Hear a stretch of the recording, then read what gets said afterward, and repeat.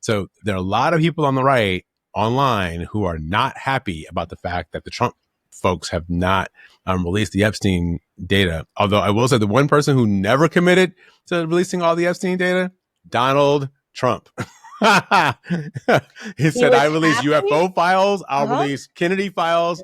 Epstein, we'll see.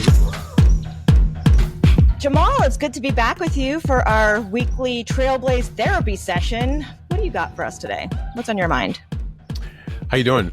So I'm paying attention to what's going on in MAGA world. There seems to be a little bit of a meltdown happening around the president and Elon Musk and all the things the president's up to. And if you take a look around, I just think it is worth us talking about whether or not the president's going to be able to hold this big, unwieldy coalition together that includes both working people and these billionaires who want to have their way with the government and the rest of us. Yeah, if you look at it, though, the coalition really isn't lined up on a set of ideals that they all share. There's different pieces of the puzzle. They're all aligned around the personality of Donald Trump and how he's managed to tap into their id, the lizard part of the brain, and give people an excuse for who to blame for everything being wrong in the system, right? It's not politicians or Trump. It's, in the case right now, it's often minority groups or it's the federal government payment system. None of those, though, traditionally have been their own massive coalition. So if the coalition breaks, it breaks because they lose faith in Trump to deliver on the promise. So they may be upset about a few things, but it's hard to imagine that they would ultimately abandon Trump, especially after this bill that they just passed, which had several Republican members effectively resigning from Congress. They're not going to run again because they know by voting for the bill, they lost their political careers. Yeah, listen, I am willing to stipulate that if you look at the trees, Donald Trump's having a hard time. There are lots of things that are going badly, including, just this week, he's now saying his 90 days for 90 deals and to keep the tariff rates doesn't, is going to happen. But now he's saying, oh, wait, we're going to put the tariff rates on, but they don't go into effect until August 1st. So, which is effectively another delay of a month or 3 weeks for the tariff rates. But if you look at the trees, you can argue about each one of these things. If you look at the forest, what do you mean by the trees? Well, if you look at the trees, you can argue.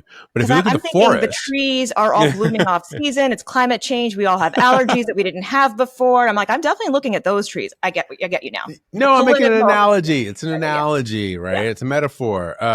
But yeah, so the trees all look funky, but the forest for Trump looks pretty good. I mean, if you think about what he's up to for his people, he's challenging the status quo. He's got a couple of foreign policy wins, Iran being one where we haven't seen the blowback from Iran happen yet.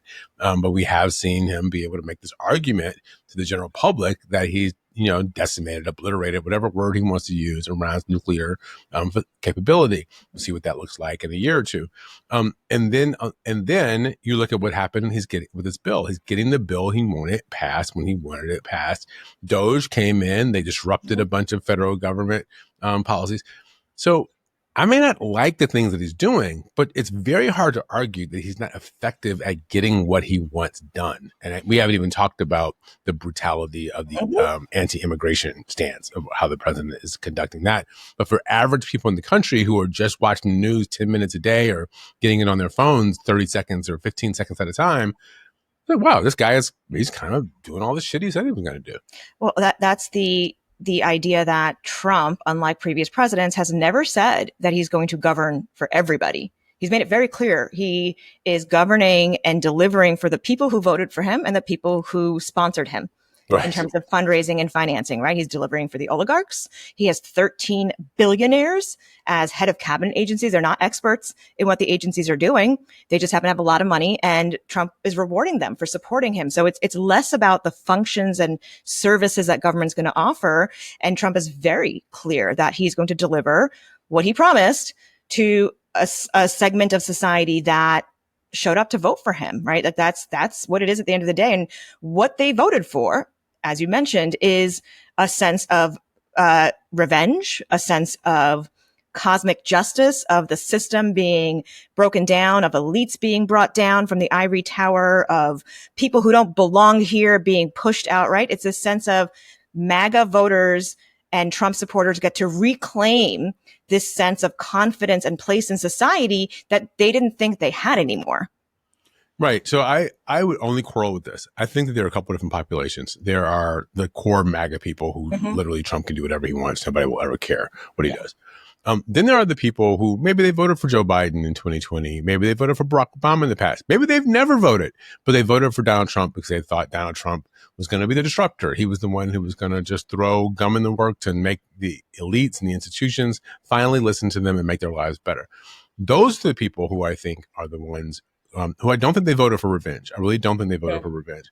I think they voted because they thought this guy is going to change things, even if it's uncomfortable and difficult. Things are going to be different after him than they were before him, and we'll see how we do. The question for the people who disagree with Trump is two things. One, did he actually deliver for those people? What have they gotten out of the deal? Did they actually get something out of this disruption? And the second thing is, what do we have to offer? What is the thing that we want to create in the world that's going to be different for them than existed before? And preserving those institutions is not going to be the thing that sells it. It's going to be something else that's different. Yeah. Part of it also is they understood that Trump never disappeared and Trump has been who he is this entire time. So whether or not you like what Trump has to say, you know who he is. And there's a sense of he's being his version of blunt and honest. Now, he'll lie about facts and data points, but the story of Trump and what he's selling rings true. And we all know what it is, whether you like him or not. That's absolutely true. That was the mistake. That was the Biden-Harris switchover mistake, right? Is that sense that, oh, we've been lied to about what's really going on, right? And again, there's a right-wing narrative, but the idea was that, oh, the White House and Biden himself have been lying to us about what his condition is and how things are going on. And it's just that basic, at a moment where trust is driving whether or not institutions survive, it's also driving whether or not politicians survive, whether local entities survive, is how are you handling people's trust? And the Democratic Party didn't do a great job of it. I think they, obviously did what they could in the moment, but didn't do a great job of it.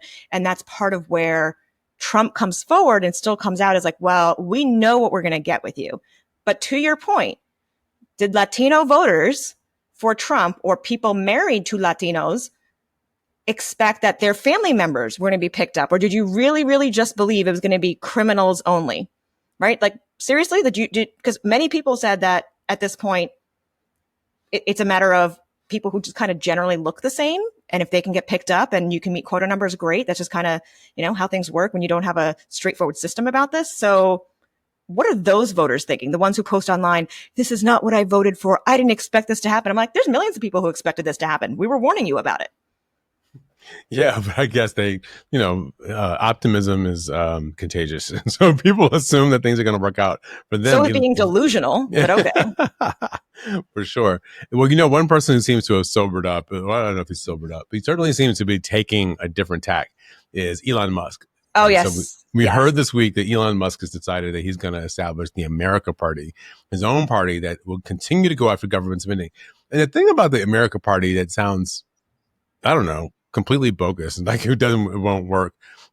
We'll get to the logistics of creating a political party, but it seems to be built around cutting Social Security, Medicare, and Medicaid right out of the budget, so that we can deal with the federal debt. That seems to be the only issue that Elon Musk is really animated about, is whether or not we're going to cut entitlement spending, and where is the constituency for that? Yeah, it's the Elon's version of politics, where he just shows up and big stuff happens. Like, right, that's what he thinks it is that he showed up and he cut federal government spending. Well, congratulations. Doge cut 600 employees from the National Weather Service, 2 or 3 of whom were actually critical to understanding whether or not the flooding was going to happen at those levels in Texas. And instead of that efficiency, the agency is now hiring people back through contractors and paying more money just to get the same experience they had before. So that's Elon Musk's brilliant management and efficiency of government.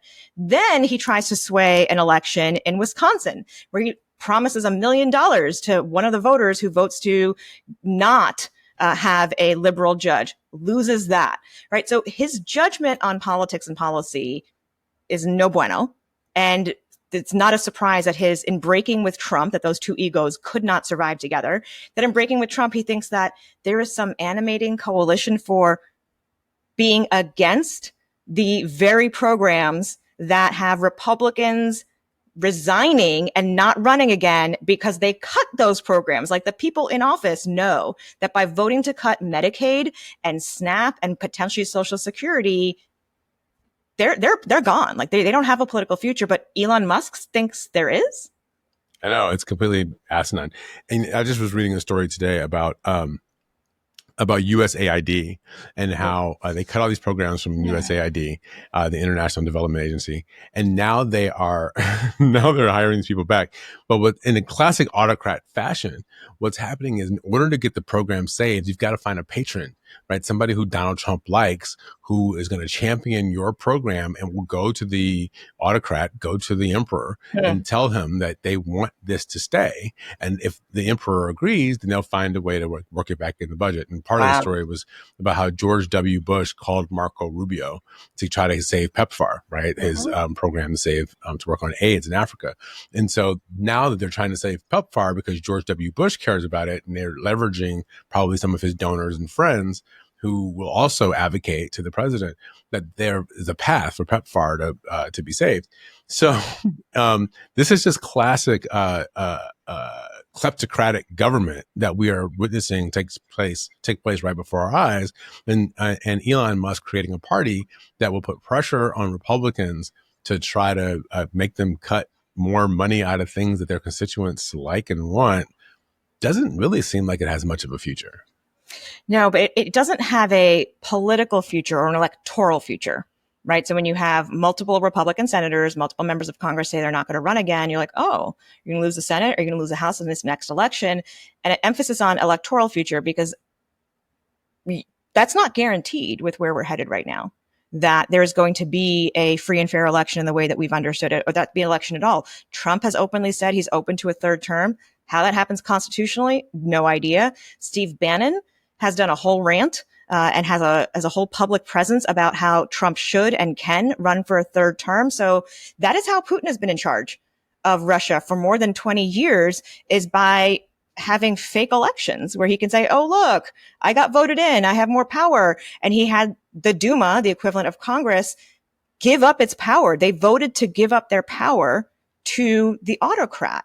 So you have this veneer of an electoral process, but most people aren't involved in it. There's no check on the power. So it's autocracy, right? It's a legal way of getting to an autocracy and completely undermining the spirit of what our country is supposed to do. And then I wonder if the alternative that emerges is something that's similar to what you may see in some South American countries or some other developing countries, where the opposing party is also a member of the ruling elite, right? In a way that, you can say, oh, everybody's ruling elite in America, but the truth is Barack Obama was a state senator for 2 years before he ran for president. Or, Kamala Harris is a state official. She was, not a huge millionaire, like whatever. So there are some cases where in America where you don't always have two members of big ruling families. But what happens in some countries is, you have to be so big and strong and powerful with the other oligarchs that your oligarchs fight the other people's oligarchs. And then you're just trading out one part of the oligarchy for another part of the oligarchy. Yeah. And that may be how you end up with somebody like, I'm not saying he's this person, but somebody like a Gavin Newsom, let's just say, right? Gavin Newsom's from one of the wealthiest families in America. Gavin Newsom has connections at the same levels that Trump has connections, including with some of the same people, some of whom may have been in Trump's family at one point. He's got all those connections. And so you find somebody who is part of the ruling elite who can challenge the current class and see whether or not at least they'll advocate for the people that we all care about. I mean, they do and they don't, right? Like that's part of what I think the MAGA movements and progressive movements have called for, this fundamental shift and change. This idea that the center was ultimately people who already had power quibbling over details. There wasn't a fundamental reset on how government offers services and provides for the people. right? That didn't happen. And I can see how after Father Bush, followed by son Bush, the idea of, husband Clinton, followed by Wife, Senator or wife spouse, Clinton, right? Like that Yeah. was an entire generation of politics. Those were the ruling families, and that turned a lot of people away. And whether it turned them to the left or to the right, I mean, that's certainly, you had a Bernie movement, a progressive movement come out from that. And we saw, so it's interesting to see how many of the people who were anti those types of elite monopolies can suddenly get behind a Trump forever. Yeah. But, what's interesting about American politics is we try this, right? We try to do these elite things. There's a reason why nobody ever named Rockefeller or Mellon or Carnegie ever became president, even though some of them wanted to be. We tend to not like it. Trump was actually, an anomaly because he was a brand name rich person but the difference with Trump is he wasn't a legacy rich person. He was somebody who people viewed as being kind of even though he got gifted millions of dollars by his father to start his business. He was sort of seen as like a up by bootstraps, fight his way to the top, certainly outside of the elite circles, rich person. And so, but if you look at the people who actually have won the presidency over the last decades, I mean, you think about Richard Nixon, who was born poor. You think about Ronald Reagan, who was born poor. Bill Clinton, who was born poor, Barack Obama, you see middle class, you see these people who really are, they embody outsiderism, and we try to run these establishment figures, and usually the outsider person is very often able to take down the insider rich person, whether they're a Democrat or Republican. Well, that sounds like that's then what the Democrats need to be doing, is painting Trump as the ultimate insider elite figure, taking care. Right? You hear that messaging about the oligarchs, but then running another millionaire silver spoon in mouth person as a future president wouldn't be the best idea. Like, right? What's the contrast? Again, assuming that we actually even have another election. Oh, the pessimism abounds. Yeah. Just say, when the president of the United States and one of his senior strategists tells you that they want a third unconstitutional election, I listen, I hear it. This is not me making this up. What I mean is assuming that we have an election that is free and fair and that we all consider to be anything other than just, poster board. Yeah. Yeah. Well, one thing that the MAGA people are, have been angling for that they haven't gotten, and it looks like the administration is starting to waver on this, is access to the Epstein files, access to all what's happening after Epstein gets elected and gets arrested, and then obviously dies by what we say is what the officials call suicide in prison. But there's been this conspiracy theory on the right for years that's not what happened. That Epstein was blackmailing rich people and all these things were happening. And now some of those conspiracists are now in the government and they're saying, no, there's nothing to see here. Nothing happened, including, the heads of the FBI, and then including also Pam Bondi, who is the attorney general, who is not releasing, all the names who are on the Epstein client list. So there are a lot of people on the right online who are not happy about the fact that the Trump folks have not released the Epstein data. Although I will say the one person who never committed to releasing all the Epstein data, Donald Trump. He said, I release UFO files. I'll release Kennedy files. Epstein, we'll see. We don't want innocent people to get drug into something that they didn't do wrong. He is happy to take advantage of the movement and use those votes to get into office. And that means nothing for what he actually is going to do when he's in office. It is actually, I think, the more salient thing that Elon Musk can keep doing on the internet, rather than trying to build a third party from scratch, which, again, don't even know what the constituency is. And also, Elon, who do you think is begging you to run a third party? You already had your turn in government and it was a disaster. You know who wants him to run a third party? Who? All the political consultants who are going to make millions of dollars trying to help him establish. So all of that, keep him distracted there. But if Elon Musk is the one who said, oh, well, I've broken with Trump, and wait till you see him, he's mentioned in the Epstein files. So that's to me is more challenging for the MAGA coalition, is the turnabout on some key issues. The idea of government transparency and revealing files, and now the attorney general saying that there is no list either. And you mentioned this earlier, the idea that the United States was not going to be involved in foreign wars, and now not only has bombed Iran, but also is rearming Ukraine. Like, right, there's just these things there that can be cracks in the coalition, assuming that anybody in that coalition is still watching for policy and not just for the personality of Trump. Yeah, I mean, look, I do think there are people. Like, I think there are people like my neighbors who voted for Trump, I'm sure, who voted for him just because they were economically having a hard time. And they wanted somebody who was going to change things. And they were probably, I think they're Democrats generally. They're certainly, in the way they live their lives, pretty open. They're, one of them's a daughter of immigrants and the other one's an African-American guy. I think that there are people in my family who I think may also have voted for Trump, although they would probably never say it at the dinner table, but they're just contrarians, right? And they believe that the status quo needs to be upset. So I think there are people who voted for Trump for a bunch of reasons that are not because he wants to establish kind of a white dominated autocracy, but they thought they were going to get something out of the deal. And I think they're learning very clearly they're not. No, you gave up vote and power, and you got more of the same people who have already messed up life in America. That's what this is. And we can leave it on that cheery note, Jamal. Well, I think what we're seeing is there's a prospect of a MAGA meltdown. And the question is whether or not it comes to fruition, or is this just going to be another thing when Donald Trump gets forgiven and he gets to stay in power and be in charge, and all the rest of us are, fumbling around. But I will say this to my Democratic colleagues.